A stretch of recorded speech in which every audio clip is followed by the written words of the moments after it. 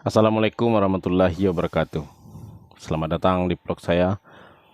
Mudah-mudahan kawan-kawan semua, kawan-kawan seiman dimanapun berada, mudah-mudahan dilancarkan Allah segala urusannya dan diberikan rezeki yang banyak.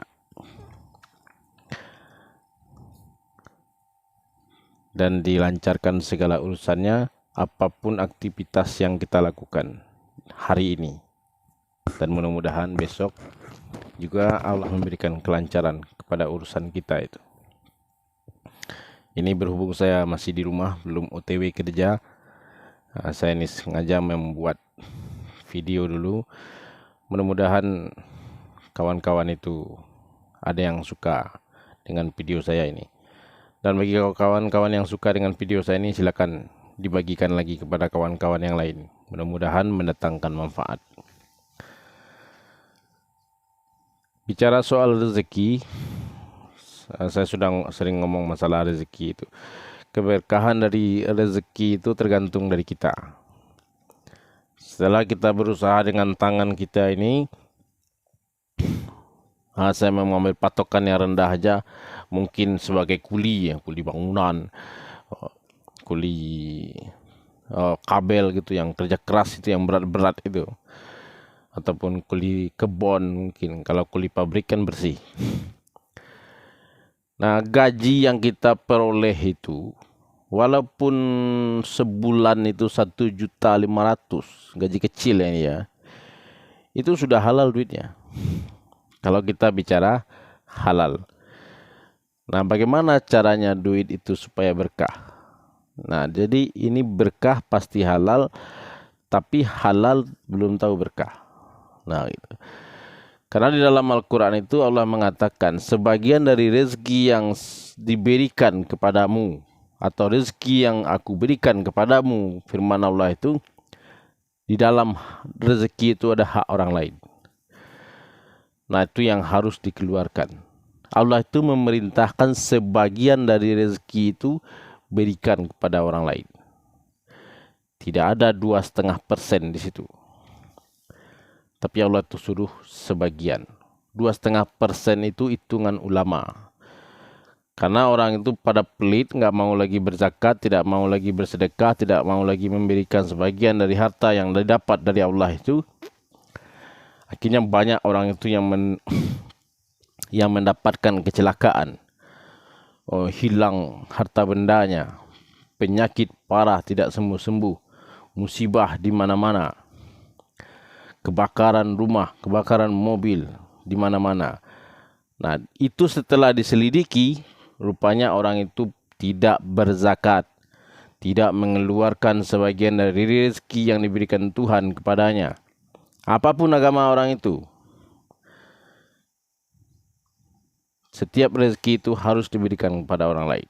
Nabi Isa itu baru lahir saja, masih berada di dalam buayan itu dia sudah mengatakan, sesungguhnya aku ini adalah seorang rasul yang diutus kepada kalian untuk menyampaikan kerasulan dia, dan aku diberi kitab oleh Allah itu, kitab Injil itu.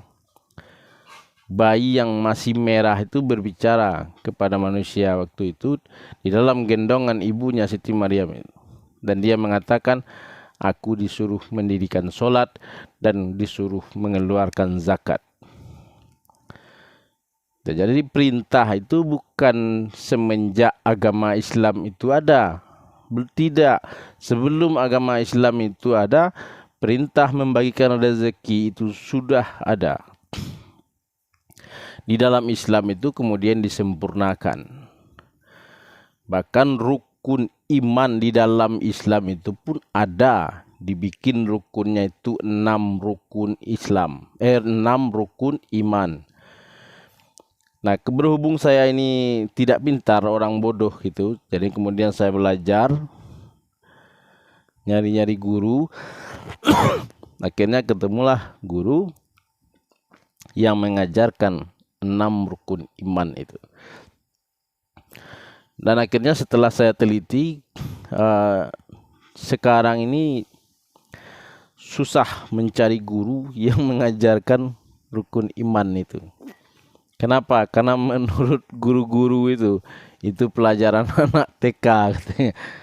Pelajaran anak SD. Jadi tidak ada lagi, tidak populer gitu di zaman sekarang ini orang mengajarkan rukun iman itu.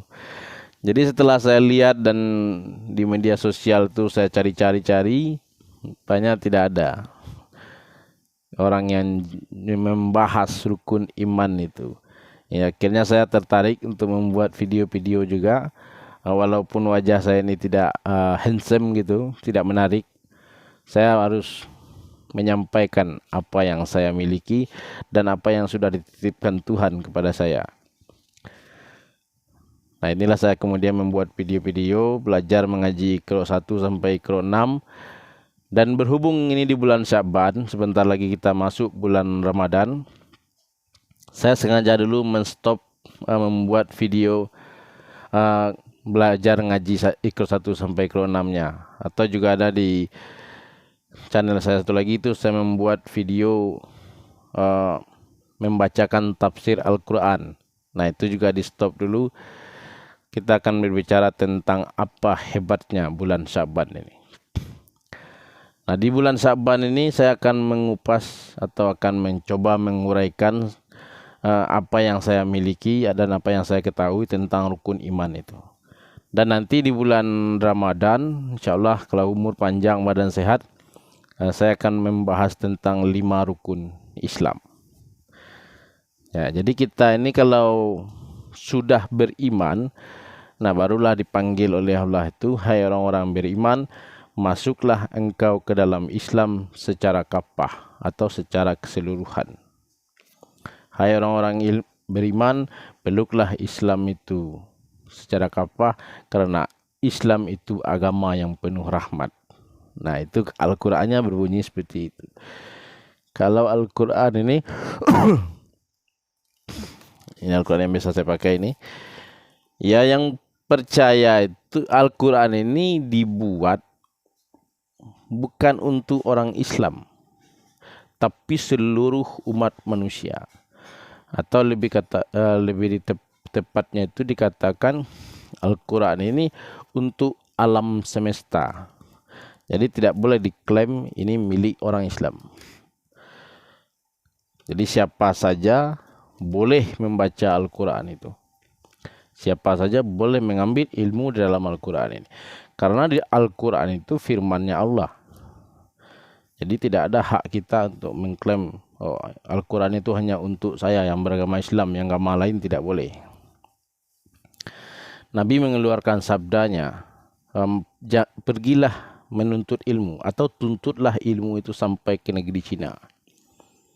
Nah, ngapain coba kita ini orang umat Nabi Muhammad disuruhnya menuntut ilmu ke negeri Cina itu? Karena orang Cina itu mempelajari Al-Quran.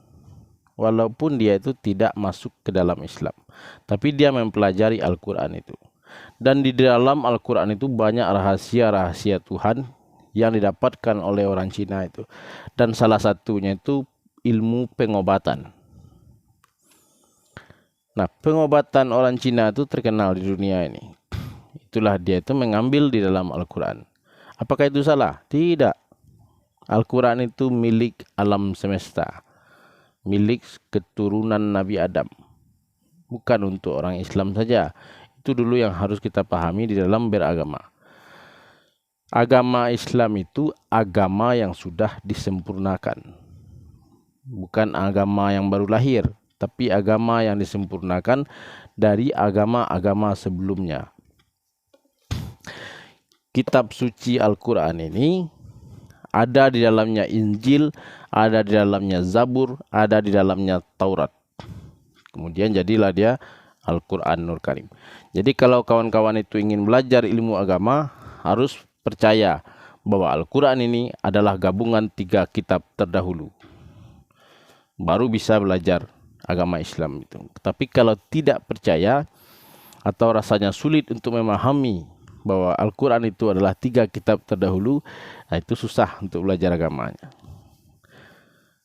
Jadi saya sampaikan lebih awal, untuk belajar agama Islam itu harus percaya Al-Quran itu adalah 3 kitab terdahulu. Kita lanjutkan nanti di di episode berikutnya. Assalamualaikum warahmatullahi wabarakatuh.